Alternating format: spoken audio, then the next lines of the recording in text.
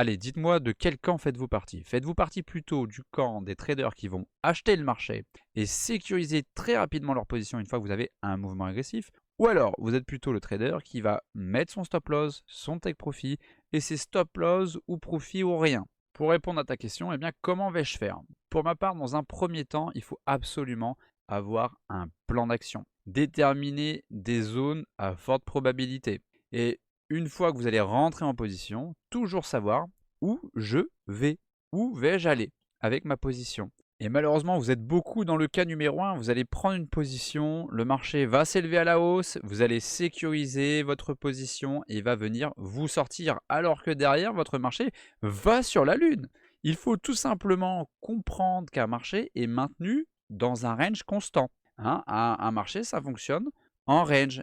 Et une fois que vous avez votre range, derrière, vous allez avoir voilà, des impulsions. Sauf que ces ranges vont être soit horizontaux, soit diagonales. Et donc forcément, si vous prenez une position et vous êtes juste dans le premier pump de ce range, eh bien, il va venir retester des zones d'intérêt avec d'autres zones d'intérêt. Il va vous sortir à break-even.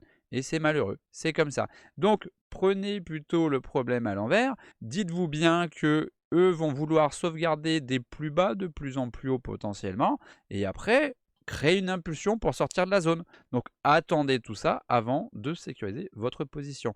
Ayez confiance en vous, ayez confiance en votre stratégie. Dès lors, vous avez backtest une stratégie. Vous n'avez pas inclus le paramètre du break-even. Donc, pourquoi vous allez me mettre le break-even quand vous allez rentrer dans une stratégie que vous allez backtester sans break-even?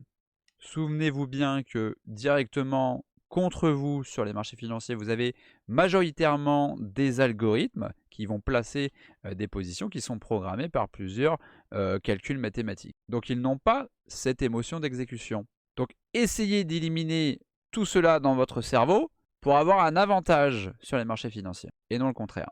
Allez, envoie cette vidéo à la personne la plus faible que tu connaisses sur les marchés financiers. On se dit à la prochaine. Allez, ciao, bye bye.